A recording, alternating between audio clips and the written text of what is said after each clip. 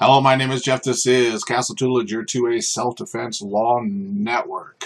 And I am on Facebook. I want to give that a shout out. Last Sunday, you guys have really stepped out about liking my Facebook page and getting other things done to it. So I think we went from like 7 to 22. Thank you very guys for you people who would want to follow this channel. Again, if Facebook is something that you like, go over there and like us. We're at 2A Self-Defense Law. Okay. Let's get going here. Still learning these little tools.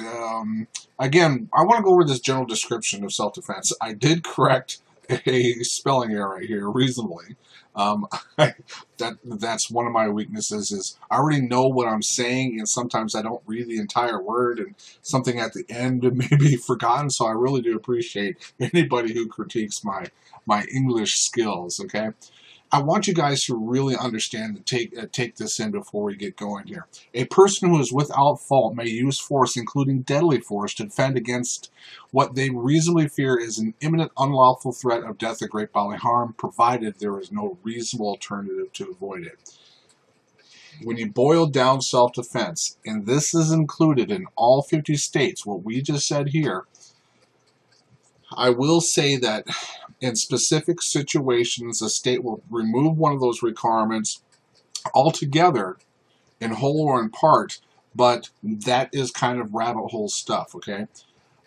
So it's better to do the stuff and not need it than not do the stuff and find yourself in the political cog of the DA's office trying to really determine if your life or death event was a self-defense event. So again, read that. And I just ordered some cards. Okay, I'm going to have my logo on one side and this on the other side. I think I'm going to be selling them for $2. That is included tax and shipping to you guys. I think it is a great little thing to have in your car, in your wallet.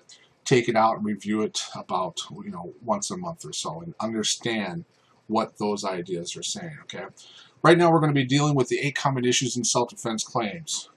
Okay, these are if you ever do get in the system, and the reason I'm teaching you guys this is to help you understand what your narrative should be if you ever do have a use of force event.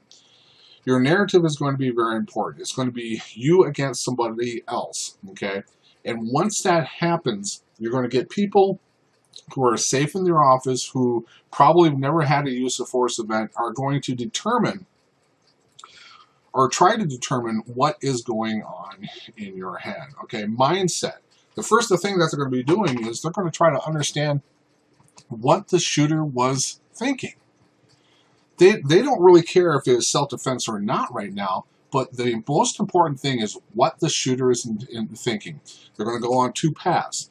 Is it an unintentional act, or is it, unintentional, an intentional act or an unplanned act?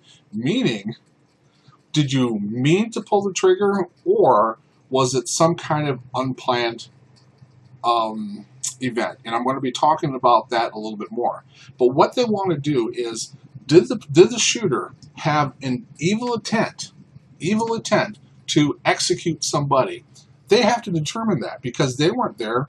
They're just listening to you saying that you had a self-defense event, and you're going from there. They're going to be taking on the witnesses, the physical evidence. What is everything talking about in what your intent is? Okay, and part of that is not being a jackhole on YouTube, on your Facebook pages.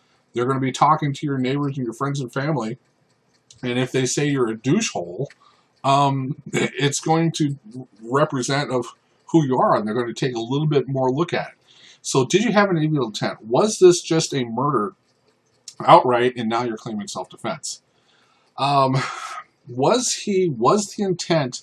the true intent was self-defense, and the reason you shot that person was not to kill him, but was to save your own life from death or great bodily harm, or others from death or great bodily harm. Okay? And C, unintended. The unintended consequences are huge.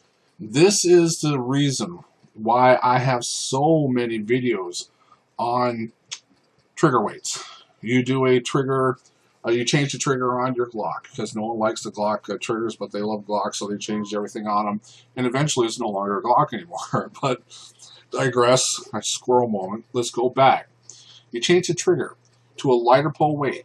What is the most specific thing that a lighter trigger weight is going to be doing to you?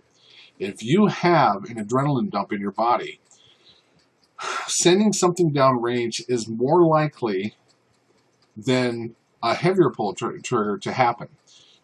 What self-defense is an affirmative action. You said, yes, I shot that person, but it was in self-defense. If the prosecutor determines that it was an accidental shooting and the judge agrees, that sentence that I just gave you was, yes, I shot that person, but it was in self-defense. If the judge said, no, this was an accidental shooting, you lost part of that sentence. You have to drop, I shot him in self-defense. So the only thing that you are left with is a confession. That is the main reason why when people are saying, oh, you're kind of screwy about the trigger weight thing, you're just blowing smoke up of people's butts and you're trying to scare them, because accuracy is more important. When you're in a life and death event, I think a majority of people, if you're doing the 80-20 rule once again, 20% of the people do 80% of the training. That remains 80% of the population only doing 20% of the training. Is an untrained person with a trigger job going to have better accuracy if he is having an adrenaline dump where his fine motor skills are going out the window? I just don't see it on a total population. Yes, there are going to be people out there who are very good with the handgun. They shoot thousands of rounds each day with a 2.7 pound pole. I'm just making that thing up. Yes, there are going to be exceptions to that rule, but in general, as a population, that is just not going to happen. So the first thing that the prosecutor is going to be doing is your mindset. What the shooter was thinking at that time. Was it an intentional act or an unplanned act?